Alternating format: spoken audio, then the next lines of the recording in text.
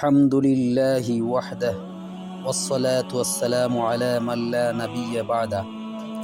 একবার মক্কার বড় বড় কুরাইশ নেতা যেমন উতবা, সাইবা, আবু জেহেল প্রমুখ অনেক নেতা এসে আল্লাহর রাসূল সাল্লাল্লাহু আলাইহি ওয়াসাল্লামের কাছে আবেদন করলো, আপনার কাছে অনেক দরিদ্র লোক থাকে, অনেক গোলাম থাকে, যেমন বেলাল, খাব্বাব, আম্মার ইবনে ইয়াসির, সালমান ফারসি।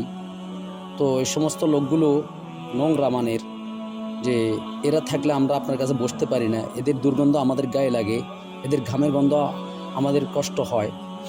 তো তাহলে আপনি এদেরকে সরিয়ে আপনার থেকে একটু দূরে রাখেন, তাহলে আমরা আপনার কাছে এসে আপনার কথাগুলো শুনতে পারি।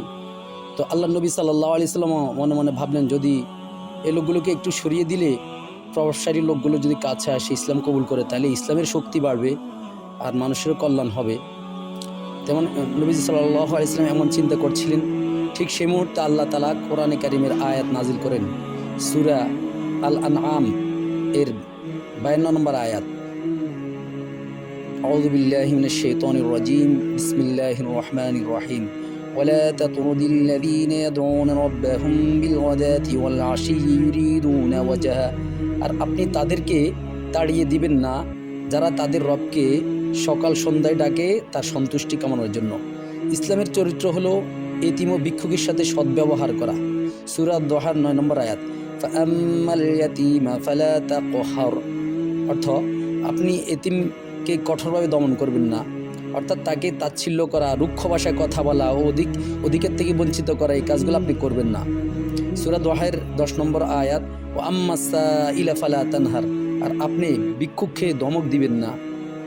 প্রতিশোধ গ্রহণের ক্ষেত্রে ইসলামের বিধান ও কোরআনের আইন। সূরা আন-নাহল আয়াত নম্বর 126।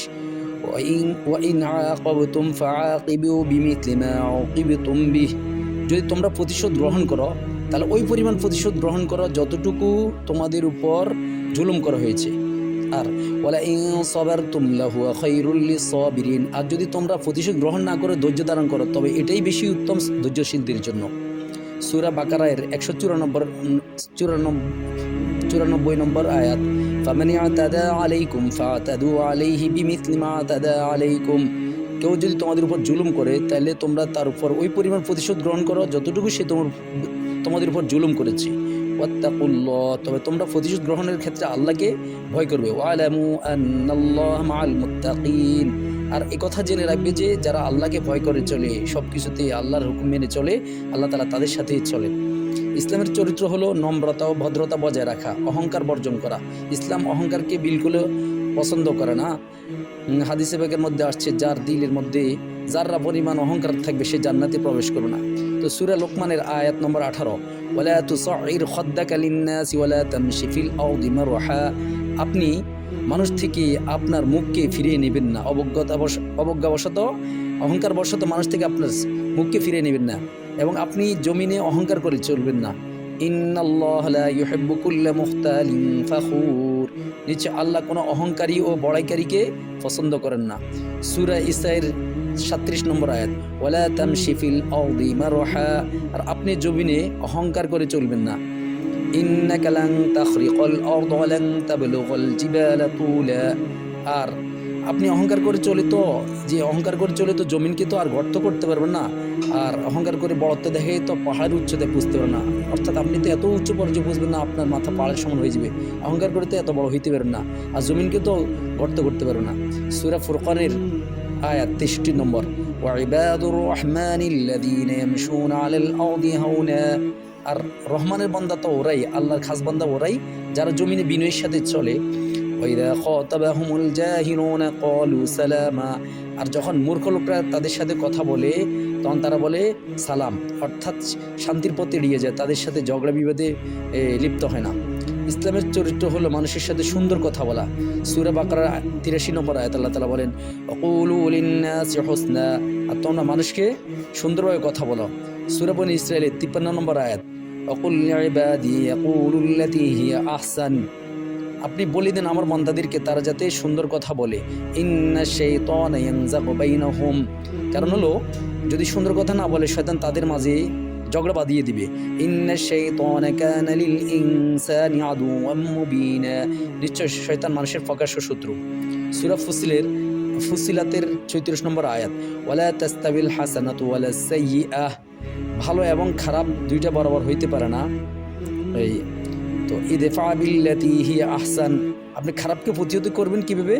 যে ভালো দ্বারা। তো ভালো এবং খারাপ দুইটা বরাবর হইতে পারে না, অর্থাৎ কেউ যদি আপনার সাথে মন্দ ব্যবহার করে, আপনি যদি তার অনুরূপ মন্দ করেন, তাহলে তো এটা সমান সমান হইল না, এটা পার্থক্য হইল না। আপনার কাজ হলো, আপনি যদি করতে চান, আপনি ভালো ব্যবহারের দ্বারা আপনি মন্দ ব্যবহারকে দূর করেন।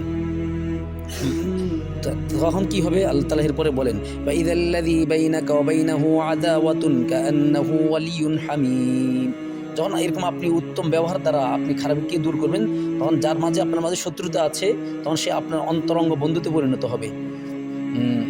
ইসলামের চরিত্র হলো মানুষের সাথে সদাচরণ করা। সূরা নিসার আয়াত 36 নম্বর আয়াত, ওয়াবুদুল্লাহ, তোমরা আল্লাহর ইবাদত করো, ওয়ালা তুশরিকু বি শাইআন, এবং আল্লাহর সাথে কাউকে শিরিক করবে না, এটা আল্লাহর হক। তারপরে মানুষের হক বলতেছে, ওয়াবিল ওয়ালিদাইনি ইহসানা, মাতা পিতার সাথে সদাচরণ করো, ওয়াবিদিল কুরবা, এবং আত্মীয় স্বজনের সাথে সদাচরণ করো, ওয়াল ইয়াতামা ওয়াল মাসাকিন, এবং এতিম এবং মিসকিনদের সাথে সদাচরণ করো, ওয়াল জারিদিল কুরবা, তোমার নিকটবর্তী প্রতিবেশীর সাথে সদাচরণ করো, ওয়াল জারিল জুনুব, দূরবর্তী প্রতিবেশীর সাথে সদাচরণ করো, অসহিবি বিল জাম্বি, এবং যে লোকটা তোমার পাশে থাকে, অর্থাৎ তোমার অফিস আদালতে তোমার পাশের সঙ্গীর সাথে, আর তোমার ক্লাসে তোমার পাশের সঙ্গীর সাথেও সদাচরণ করো, ওবিনিস সাবিল, এবং মুসাফিরের সাথে, ওমা মালাকাত আইমানুকুম, এবং তোমাদের গোলাম বান্দির সাথে, ইন্নাল্লাহা লা ইউহিব্বু মান কানা মুখতালান ফাখুরা, নিশ্চয় আল্লাহ কোনো দাম্ভিক, অহংকারী, বড়াইকারী, গর্বকারী এদেরকে আল্লাহ তাআলা পছন্দ করেন না, আল্লাহ বিনয়ীকে পছন্দ করেন। ইসলামের চরিত্র হলো রাগকে নিয়ন্ত্রণ করা ও মানুষকে ক্ষমা করা। আল্লাহ তাআলা জান্নাতীদের একটি গুণ বর্ণনা করেছেন সূরা আলে ইমরান আয়াত নম্বর 134, যে জান্নাতীদের গুণ, ওয়াল কাযিমিনাল গায়য ওয়াল আফিনা আনিন নাস, যে এদের গুণ হলো এরা মানুষ রাগকে নিয়ন্ত্রণ করে, কন্ট্রোল করে, মানুষকে ক্ষমা করে দেয়। আল্লাহু ইউহিব্বুল মুহসিনিন, আর আল্লাহ তাআলা সদাচরণকারীদেরকে আল্লাহ তাআলা পছন্দ করেন। সূরা আশ-শুরা-এর 37 নম্বর আয়াত, আল্লাহ তাআলা ঈমানদারদের একটি গুণ উল্লেখ করেছেন, ওয়া ইযা মা গাদিবু হুম ইয়াগফিরুন, আর যখন তারা রাগ করে তখন তারা মানুষকে ক্ষমা করে দেয়। সূরা আল আরাফের 199 নম্বর আয়াত, খুযিল আফওয়া মুর বিল উরফি ওয়া আরিদ আনিল জাহিলিন, আপনি ক্ষমাকে অবলম্বন করুন এবং মানুষের সৎ কাজের আদেশ করুন, আর মূর্খ লোক যারা আছে, অবুঝ যারা আছে, এদেরকে উপেক্ষা করে চলুন, এদের সাথে লেগে যাবেন না, ঝগড়া বাঁধিয়ে দিবেন না। সূরা আশ-শুরার আয়াত 40 নম্বর, ওয়া জাযাউ সাইয়্যাতিন সাইয়্যাতুম মিথলুহা, মন্দের প্রতিদান তো হলো মন্দের বদলা তো তার অনুরূপ মন্দ, কিন্তু ফামান আফা ওয়া আসলাহা ফাজরুহু আলাল্লাহ, কিন্তু যে এরকম মন্দ ব্যবহার না করে ক্ষমা করে দিবে এবং মীমাংসা করে নিবে, তার প্রতিদান তো আল্লাহ তাআলার দায়িত্বে। ইন্নাহু লা ইউহিব্বুয যালিমিন, নিশ্চয় আল্লাহ তাআলা জালেমদেরকে, সীমালঙ্ঘনকারীদেরকে আল্লাহ তাআলা পছন্দ করেন না। সূরা আল ইমরানের 159 থেকে 160 নম্বর আয়াত, ফাবিমা রাহমাতিম মিনাল্লাহি লিনতা লাহুম, আল্লাহর পক্ষ থেকে অনুগ্রহের দ্বারা আপনি তাদের জন্য কোমল হয়ে গেছেন। ওয়ালাউ কুনতা ফাযযান গালিযাল কলবি লানফাদ্দু মিন হাওলিক, আর আপনি যদি যে কর্কশবাজি হইতেন এবং কঠোর চিত্তের অধিকারী হইতেন, তবে এই লোকগুলো অবশ্যই আপনার কাছ থেকে সরে যেত। ফাআফু আনহুম, সুতরাং আপনি তাদেরকে ক্ষমা করে দিন। ওয়াস্তাগফির লাহুম, এবং তাদের জন্য ক্ষমা চান। ওয়াশাবিরহুম ফিল আমরি, আর যে কোনো বিষয়ে আপনি তাদের সাথে পরামর্শ করবেন।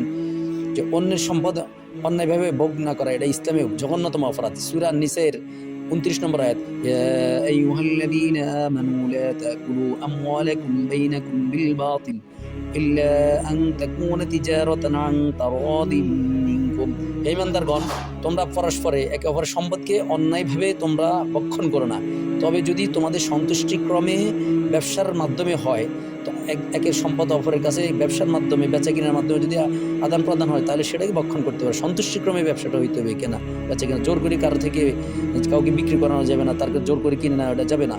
সূরা বাকারার 188 নম্বর আয়াত, ওয়ালা তাকুলু আমওয়ালাকুম বাইনাকুম বিল বাতিল ওয়া তুদলু বিহা ইলাল হুক্কামি লিতাকুলু ফারীকাম মিন আমওয়ালিন নাস বিল ইসমি ওয়া আনতুম তা'লামুন, যে তোমরা মানুষের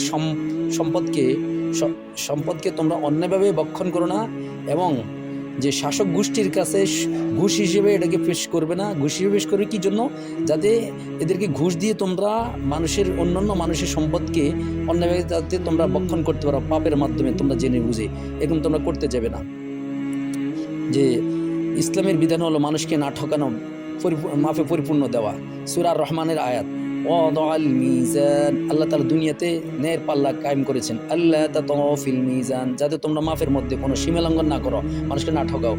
কিমুল ওয়াজনা বিল কিসত, ন্যায়ভাবে তোমরা মাফ করো, মাপো।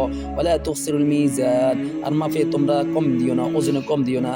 সূরা আনআমের 152 নম্বর আয়াত, ওয়াউফুল কাইলা ওয়াল মিজান বিল কিসত, তোমরা যে মাপ ও ওজনকে পরিপূর্ণ, ন্যায়ের সাথে পরিপূর্ণ করো। সূরা হুদের 84 থেকে 85 পর্যন্ত আয়াতের মধ্যে হযরত শুআয়ব আলাইহিস সালাম তার জাতিকে মাপে কম দেওয়ার বিষয়ে সতর্ক করেছিলেন, কিন্তু তারা সতর্ক না হওয়ার কারণে তারা ধ্বংস হয়েছিল। আয়াতগুলো শুনি, ওয়ালা তানকুসুল মিকিয়াল ওয়াল মিজান, তোমরা মাপ ও ওজনে কম দিও না। ওয়া কওমি আউফুল মিকিয়াল ওয়াল মিজান বিল কিসত, হে আমার জাতি, তোমরা মাপ ও ওজনকে ন্যায়সঙ্গতভাবে পরিপূর্ণ করো, পরিপূর্ণভাবে দাও। ওয়ালা তাবখাসুন নাস আশিয়াআহুম, মানুষকে তাদের জিনিসগুলো তোমরা কমিয়ে দিও না। ইসলামের চরিত্র হলো দান করে খোটা না দেওয়া। সূরা বাকারার 266 নম্বর আয়াত, ইয়া আইয়ুহাল্লাযীনা আমানু লা তুবতিলু সাদাকাতিকুম বিল মান্নি ওয়াল আযা, হে ঈমানদারগণ, তোমরা তোমাদের দানগুলোকে মানুষকে খোটা দিয়ে এবং কষ্ট দিয়ে নষ্ট করো না। অর্থাৎ দানের মাধ্যমে অনেক তোমরা মর্যাদা লাভ করবে, অনেক ফজিলত পাবে, আল্লাহর দরবারে অনেক তোমাদের মর্যাদা হবে, কিন্তু মানুষকে খোটা দিবে, মানুষকে দান করে মানুষকে কষ্ট দিবে, এর দ্বারা তোমাদের দানের সমস্ত সব নষ্ট হয়ে যাবে। কোরআন আয়াতের মধ্যে আল্লাহ বলেন, কওলুম মারুফুন খায়রুম মিন সাদাকাতিন ইয়াতবাউহা আযা, যে ভালো কথা বলা এমন দান থেকে উত্তম যার পরে মানুষকে কষ্ট দেওয়া হয়। যে মানুষের সাথে আরো কিছু ইসলামের চরিত্রের কথা বলেন। সূরা হুজরাতের মধ্যে আল্লাহ পাক বলেন, আয়াত নম্বর 11, ইয়া আইয়ুহাল্লাযীনা আমানু লা ইয়াসখার কওমুম মিন কওমিন আসা আন ইয়াকুনু খায়রাম মিনহুম, ঈমানদারগণ, তোমাদের মধ্যে থেকে একটা দল যাতে অন্য দলকে নিয়ে বিদ্রুপ না করে। হতে পারে যারা বিদ্রুপ করছো তাদের থেকে, যাদেরকে নিয়ে বিদ্রুপ করা হচ্ছে তারা শ্রেষ্ঠ হইতে পারে আল্লাহর দরবারে। তুমি যাকে নিয়ে বিদ্রুপ করছো সে আল্লাহর কাছে দামি, অথচ তুমি বিদ্রুপ করে নিজেই শ্রেষ্ঠ মনে করছো, এরকম মনে করো না। ওয়ালা তালমিজু আনফুসাকুম, তোমরা একে অপরকে নিন্দা করো না, একজনকে তাচ্ছিল্য করো না, তাকে লজ্জা দিও না মানুষের সামনে। ওয়ালা তানাবাজু বিল আলকাব, মন্দ নামে তোমরা কাউকে ডেকো না, একে অপরকে ডেকো না, ল্যাংড়া, বয়রা, কানা, এরকম নাম দিয়ে তোমরা কাউকে ডেকো না। তারপরে সূরা হুজরাতের 12 নম্বর আয়াতে আল্লাহ বলেন, ইয়া আইয়ুহাল্লাযীনা আমানু ইজতানিবু কাসীরাম মিনাজ যন ইন্না বা'যাজ যন্নি ইসমুন, হে ঈমানদারগণ, তোমরা অনেক বদধারণা থেকে বেঁচে থাকো, কারণ অনেক ধারণা আছে এগুলা গুনাহ। একজনের প্রতি কোনো প্রমাণ ছাড়া বদধারণা করা এটা কবিরা গুনাহ, ইসলামের বিধান হলো এটা কবিরা গুনাহ। ওয়ালা তাজাসসু, তোমরা মানুষের দোষ খুঁজতে যাবে না, যে কেউ যদি আমার অধীন না হয় তাহলে ইসলামের দৃষ্টিতে তার দোষ খোঁজা এটা বড় অন্যায়, অপরাধ, গুনাহ, বড় গুনাহ, হারাম। ওয়ালা ইয়াগতাব বাযুকুম বাযা, তোমরা একে অপরের গীবত করো না। গীবতের মানে হলো আমার ভাইয়ের পিছনে তার যে সত্য দোষ চর্চা করা, যেটা সে তার সামনে বলে সে লজ্জা পাবে, এটা বলে গীবত, এটা অনেক বড় ঝগড়া। আল্লাহ বলেন, ওয়ালা ইয়াগতাব বাযুকুম বাযা, তোমরা একে অপরের গীবত করো না। আইয়ুহিব্বু আহাদুকুম মান ইয়াকুলা লাহমা আখিহি মাইতান ফাকারিহতুমু, আচ্ছা, গীবতের গুনার যে শাস্তিটা কি, খারাপিটা কি, আল্লাহ বলেন, তোমাদের কেউ কি তার মৃত ভাইয়ের গোশত খাওয়াকে পছন্দ করে, কিন্তু তোমরা তো এটা অপছন্দ করো। মানে গীবত করা মানে হলো মরা ভাইয়ের গোশত খাওয়া, তো এটা কত বড় জঘন্য। সূরা বাকারার 195 নম্বর আয়াত আল্লাহ তাআলা বলেন, ইন্নাল্লাহা ইউহিব্বুল মুহসিনিন, নিশ্চয় আল্লাহ সৎকর্মশীল, সুন্দর চরিত্রওয়ালাদেরকে আল্লাহ তাআলা ভালোবাসেন। মোট কথা, ইসলাম সুন্দর আখলাককে অনেক মূল্যায়ন করে। এরকম কোরআন শরীফে আরও অনেক আয়াত আছে, সেগুলো আমরা জানতে কোরআন বোঝার জন্য চেষ্টা করি। আল্লাহ তাআলা আমাদেরকে বোঝার তৌফিক দান করেন। ইসলামের বিস্তারিত বিষয়গুলো জানার জন্য আমরা মানবতার আমানত নামক চ্যানেলটি বেশি বেশি দেখব এবং অন্যদের কাছে শেয়ার করব। ওয়া আখিরু দাওয়ানা আলহামদুলিল্লাহি রাব্বিল আলামিন।